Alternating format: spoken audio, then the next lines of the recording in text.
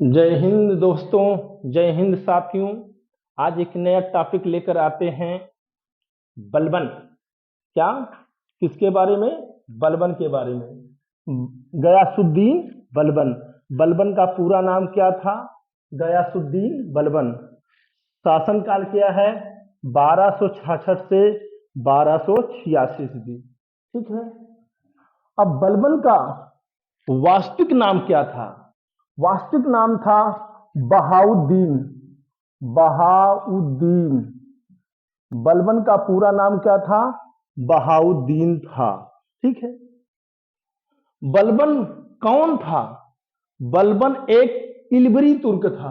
कौन था? इलबरी तुर्क। इलबरी तुर्क।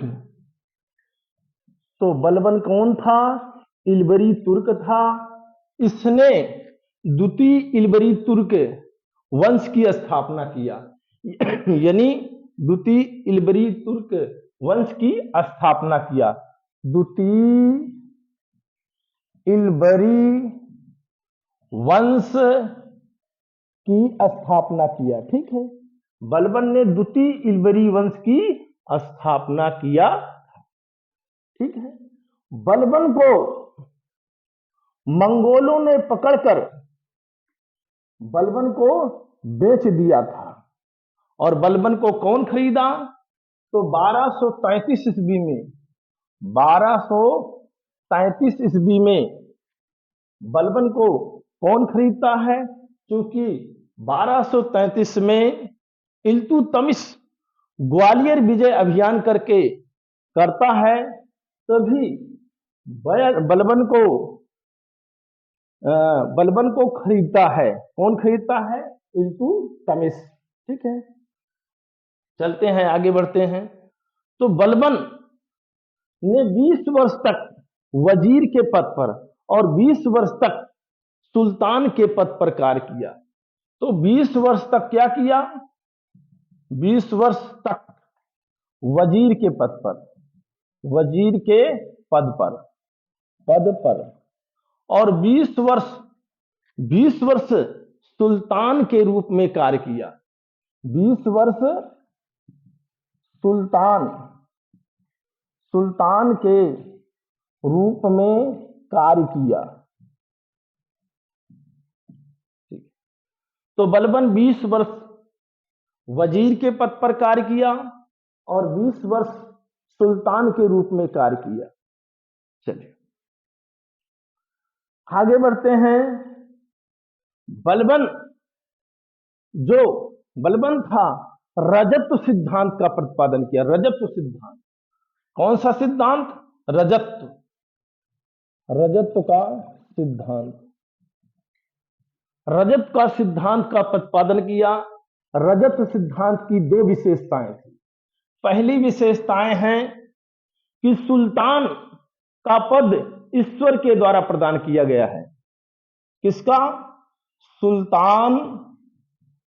सुल्तान का पद ईश्वर द्वारा प्रदान किया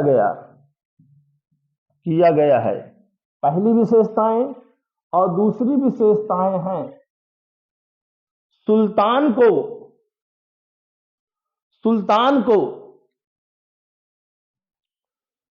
को क्या होना चाहिए? सुल्तान को निरंकुश होना चाहिए।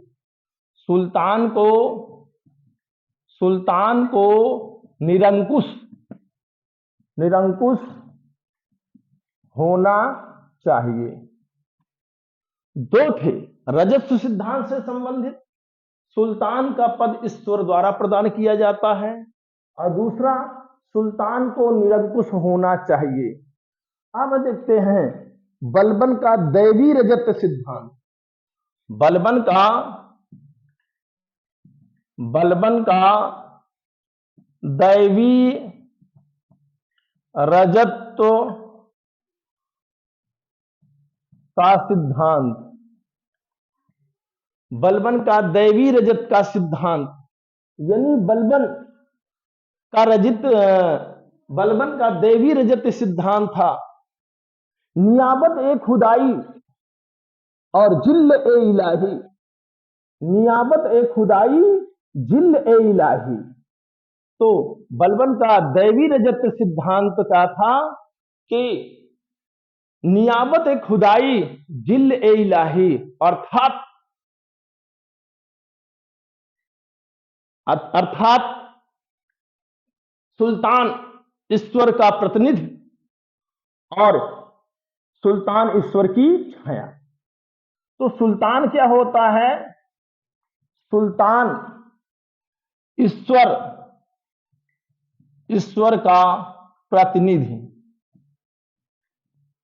और दूसरा सुल्तान ईश्वर की छाया, सुल्तान ईश्वर की छाया, ये बताया था। ठीक है, यानी नियाबत ए खुदाई जिल इलाही, यानी सुल्तान ईश्वर की प्रतिनिधि है और ईश्वर सुल्तान का छाया है। चलिए, बलबन जो था 40 गुलाम चलीसा, क्योंकि बलबन के समय में 40 जो गुलाम सरदार थे बड़े ही महत्वाकांक्षी हो गए, तो बलबन ने 40 गुलाम सरदारों को नष्ट कर दिया। चलीसा का चलीसा चलीसा का दमन किया। ठीक है, चलीसा का दमन किया। बलबन ने 40 सरदारों को या तो हाथ कटवा दिए, या तो पैर कटवा दिए, या तो शरीर को ही नष्ट कर दिया। तो इस प्रकार से उसने 40 सरदारों का दमन कर दिया। कौन? बलबन। आगे देखते हैं, आगे बढ़ते हैं। चलिए, बलबन जो होता है सिजदा पाबोस प्रथा का प्रचलन करवाया था। किसका? सिजदा, सिजदा सिजदा पाबोस, सिजदा पाबोस प्रथा का प्रचलन किसने करवाया? बलबन ने करवाया। सिजदा का क्या अर्थ होता है?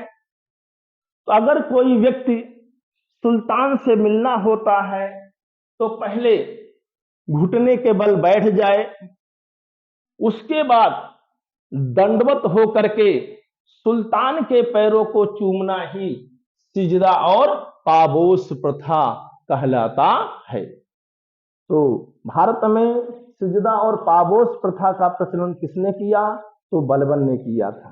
ठीक है, और बलबन ने कौन सी प्रथा चलाई?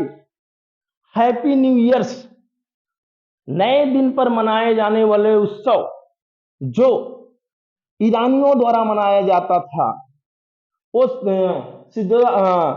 कौन सा? पर हैप्पी न्यू ईयर, यानी नए दिन पर मनाए जाने वाले उत्सव, नवरोज उत्सव। कौन सा उत्सव? नवरोज, नवरोज उत्सव, उत्सव। नवरोज उत्सव की शुरुआत किसने किया? तो नवरोज उत्सव की शुरुआत किसने किया? बलबन ने किया था। नए वर्ष पर मनाए जाने वाला उत्सव नवरोज उत्सव की शुरुआत भारत में किसने किया?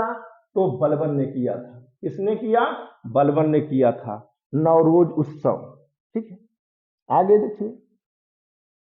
चलिए, बलबन ने मंगोलों से निपटने के लिए, बलबन ने मंगोलों से निपटने के लिए कौन सी नीति अपनाई?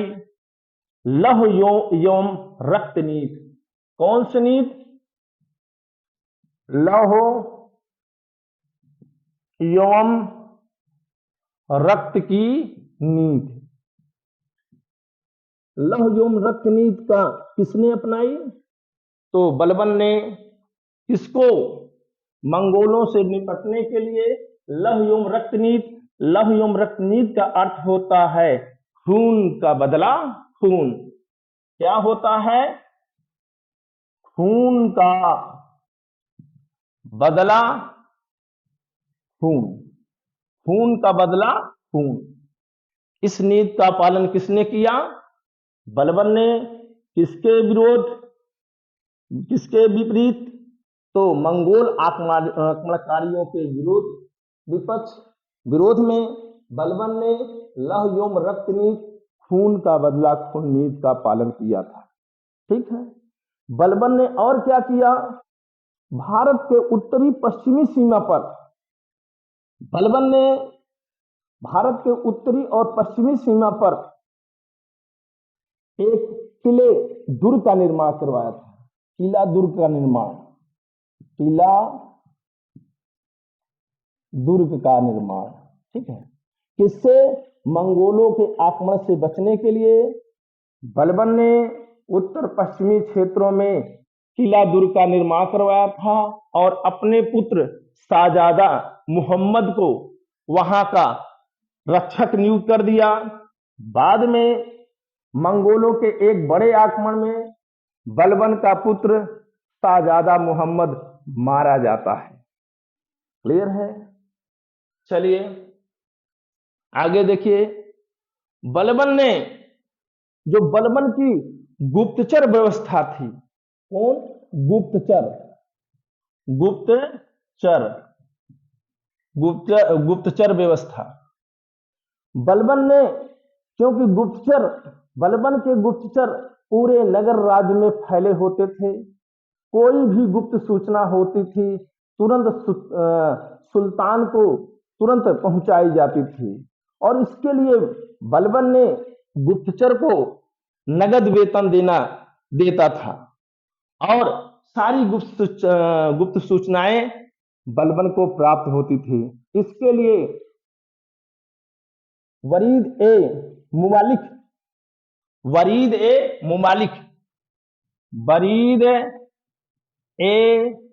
मुमालिक नामक विभाग बनाया, गुप्तचर विभाग बनाया, जिसका प्रमुख कौन होता था? वरीद होता था। उसका प्रमुख अधिकारी कौन होता था? वरीद। और जो विभाग बनाया, वरीद ए मुमालिक विभाग बनाया। ठीक है। चलिए आगे देखिए। बलबन और क्या करता है? बलबन के समय में क्योंकि बलबन ने 1249 ईस्वी में बलबन ने अपनी पुत्री का विवाह नसरुद्दीन महमूद के साथ किया था 1249 में। और नसरुद्दीन महमूद ने बलबन को उलुग खां की उपाधि प्रदान किया था। किसकी उपाधि दिया था? उलूग खां की उपाधि दिया था। किसने उलूग खां की उपाधि दिया? तो नसरुद्दीन महमूद। ठीक है। आगे बढ़ते हैं। बलबन के समय में और क्या घटनाएं हुई थी? तो बलबन के समय में 1279 ईस्वी में चूंकि बंगाल का एक गुलाम सरदार होता है तुगरिल खां। कौन होता है? तुगरिल खां।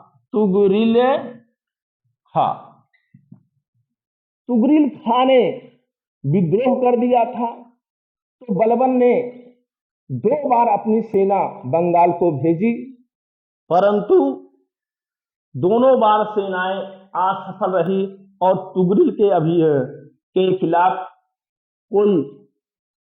कोई विद्रोह को दमन नहीं कर पाया। तब बलबन स्वयं तुगरिल खां के विद्रोह को दबाने के लिए बंगाल गया। जब बंगाल गया तो तुगरिल खां बलबन से युद्ध नहीं करना चाहता था और दूर दूर भागता रहा, परंतु बलबन ने कूटनीति का सहारा लिया और बंजारों से गुप्त सूचना प्राप्त करके तुगरिल खां को पकड़वाकर इसकी हत्या करवा दिया। इसने बलबन ने हत्या करवा दिया। ठीक है। आगे बढ़ते हैं। बलबन की मृत्यु कब हो जाती है? तो बलबन की मृत्यु हो जाती है 1286 ईस्वी में। 1286 ईस्वी में बलबन की क्या हो जाती है? मृत्यु हो जाती है। ठीक है। उसके बाद जब मृत्यु हो जाती है तो बलबन के जो खास सरदार होते हैं वो उनके शव को कब्रिस्तान तक नंगे पैर उसके शव को ले जाते हैं और अपने वस्त्र को सारे सरदार फाड़ देते हैं और अपने ऊपर धूल मिट्टी फेंकते हुए शोक मनाते हुए जो उनके सरदार थे 40 दिन तक भोजन नहीं किया, 40 दिन तक व्रत रखा, 40 दिन तक व्रत व्रत रखा। किसकी याद में? बलबन की याद में। उसके बाद क्या होता है? बलबन के दो पुत्र होते हैं, शहजादा मोहम्मद और बुगरा खां। कौन होता है? शहजादा शहजादा मोहम्मद पहला पुत्र होता है, दूसरा पुत्र होता है बुगरा खां। बुगरा खां बुगरा खां तो शहजादा मोहम्मद का पुत्र, क्योंकि जब बलबन जीवित था तो इसके पुत्र कै खुसरो को, किसको? कै खुसरो को, कै खुसरो को, कै खुसरो को सुल्तान घोषित कर दिया था, परंतु उसके अमीरों ने ही उसकी बातों को काट करके बुगरा खां के पुत्र कैकूबाद कैकू कैकूबाद कैकूबाद को सुल्तान बना दिया जाता है, जो बड़ा ही विलासी किस्म का सुल्तान होता है। और कैकूबाद को क्या करता है? इसका एक मलिक सरदार होता है जलालुद्दीन फिरोज खिलजी। जलालुद्दीन फिरोज खिलजी इसको कैकूबाद को यमुना नदी में फेंकवा देता है। कहाँ फेंकवा देता है? यमुना नदी में फेंकवा देता है। उसके बाद इसका पुत्र होता है शमसुद्दीन क्यूमर्स। कैकूबाद का पुत्र होता है शमसुद्दीन क्यूमर्स, जो गुलाम वंश का अंतिम शासक होता है और 3 महीने तक मलिक जलालुद्दीन फिरोज खिलजी उसका संरक्षक होता है। बाद में उसकी भी हत्या करके एक नए वंश, खिलजी वंश की स्थापना मलिक जलालुद्दीन फिरोज खिलजी करता है। अब क्या बचा हुआ है? बलबन का दरबारी कवि। दरबारी कवि कौन है? पहले कवि कौन है? अमीर खुसरो। अमीर खुसरो। और दूसरे कवि हैं अमीर हसन। कौन है? अमीर हसन। अमीर हसन। तो ये बलबन के दरबारी कवि थे। आज के लिए बस इतना ही। जय हिंद, जय भारत, अस्सलामुअलैकुम सलाम, जय हिंद।